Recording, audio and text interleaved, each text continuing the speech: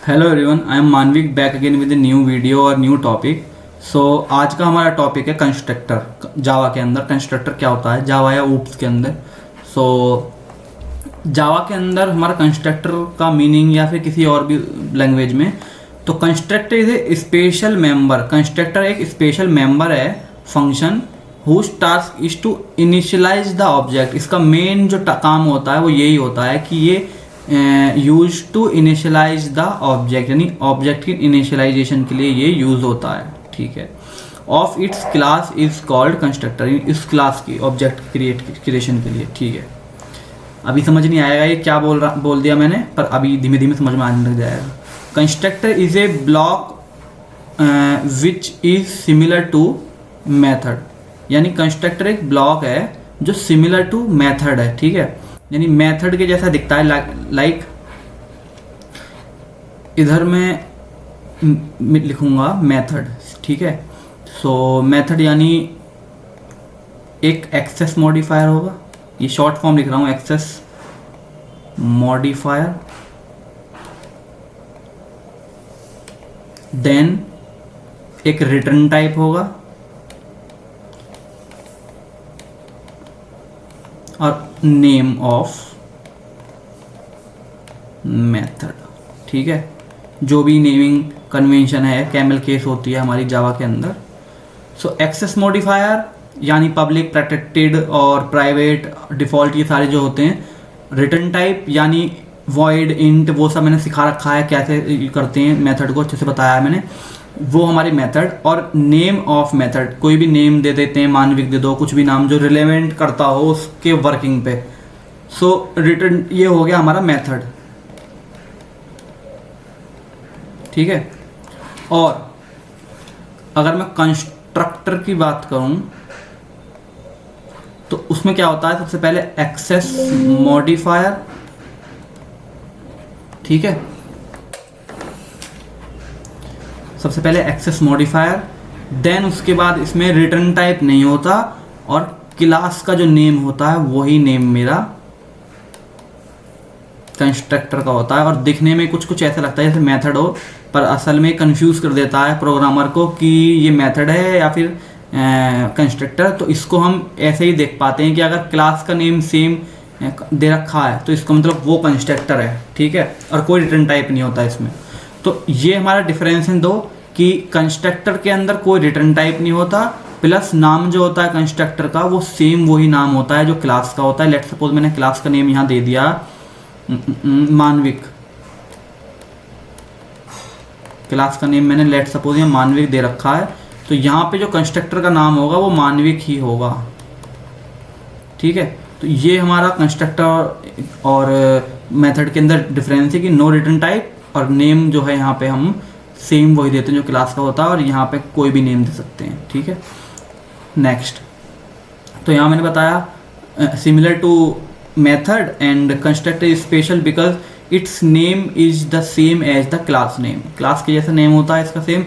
Constructor is invoked, वो हमारा लागू हो जाता है when ever A object of its associated class is created, यानी जैसे ही हमारा ऑब्जेक्ट क्रिएट होगा वैसे ही तुरंत हमारा कंस्ट्रक्टर तुरंत इन्वोक्ड हो जाएगा। इन्वोक्ड यानी लागू हो जाएगा। ठीक है, तो सिमिलर ऑब्जेक्ट। ठीक है, नेक्स्ट इसका हमारा आ गया एक छोटा सा प्रोग्राम, इसको परफॉर्म करते हैं। सो प्रोग्राम के अंदर सबसे पहले मैं मेन बनाऊंगा। मेन के बिना तो है ही नहीं कुछ भी जावा या किसी भी प्रोग्राम के अंदर। फिर उसके बाद हम ऑब्जेक्ट, क्लास का नेम ऑब्जेक्ट है और इसका हम बनाएंगे एक ऑब्जेक्ट। सो कंफ्यूज ना हो, ऑब्जेक्ट क्लास का, ऑब्जेक्ट नेम का हमने ऑब्जेक्ट क्रिएट कर दिया। ठीक है, क्रिएट करने के बाद मैं अब यहाँ पे कंस्ट्रक्टर बनाऊंगा। ध्यान से देखो, एक्सेस मॉडिफायर मैंने पब्लिक ले लिया,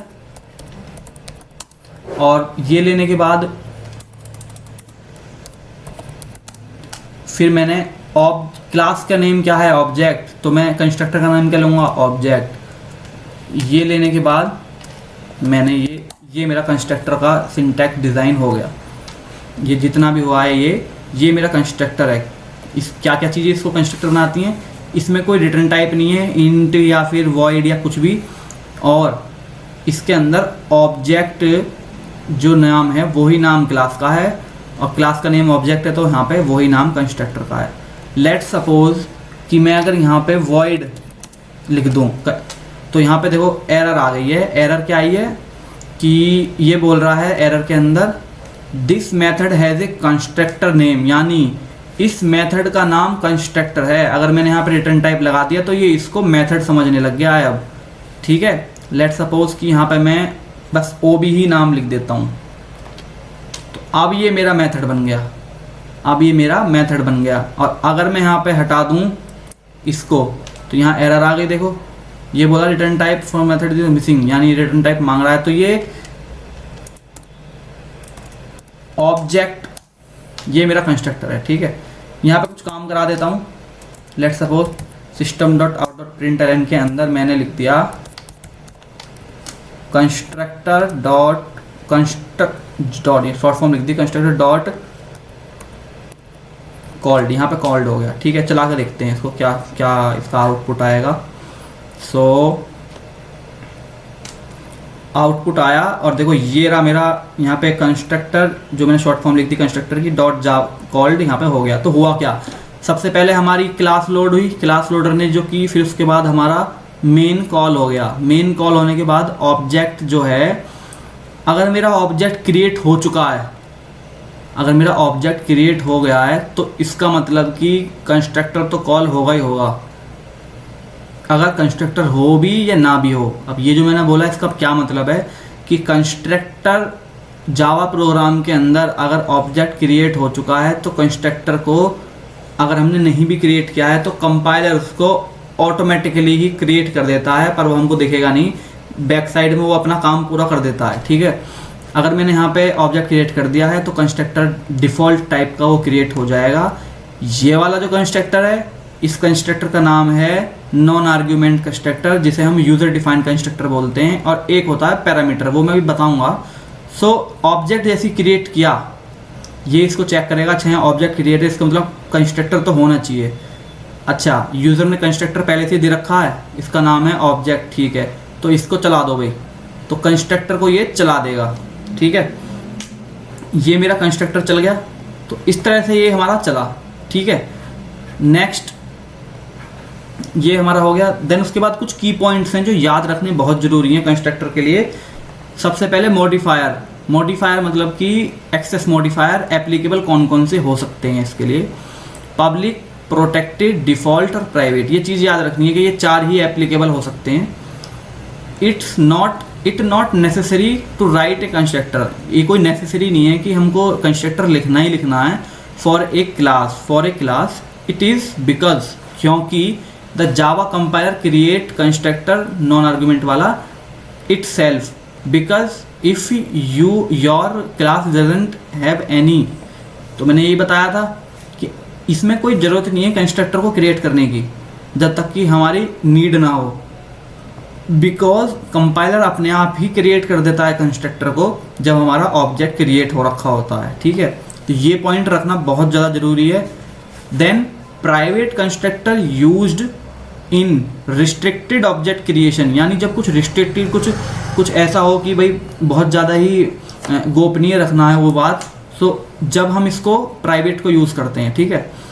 constructor doesn't have any return type, वो मैंने बताया कंस्ट्रक्टर के अंदर कोई रिटर्न टाइप नहीं होता क्योंकि ये रिटर्न करता ही नहीं है कुछ भी। It execute automatically when object created, जब हमारा ऑब्जेक्ट क्रिएट हो जाता है ये ऑटोमेटिकली ही चलता है। तो ये कुछ देखो इससे रिजेंबल करता है सेकंड पॉइंट से, इसमें बोला था कि कंस्ट्रक्टर को करने की ज़रूरत नहीं है। अगर अब ऑब्जेक्ट क्रिएट हो चुका है तो नेसेसरी नहीं है कि हमें कंस्ट्रक्टर को क्रिएट करना ही करना है, क्योंकि वो कंस्ट्रक्टर डिफ़ॉल्ट भी चल जाता है, कंपाइलर अपने आप चला देगा, या फिर यूज़र डिफाइन हो सकता है या पैरामीटराइज्ड, ठीक है। तो ऑब्जेक्ट है तो कंस्ट्रक्टर तो होगा ही होगा।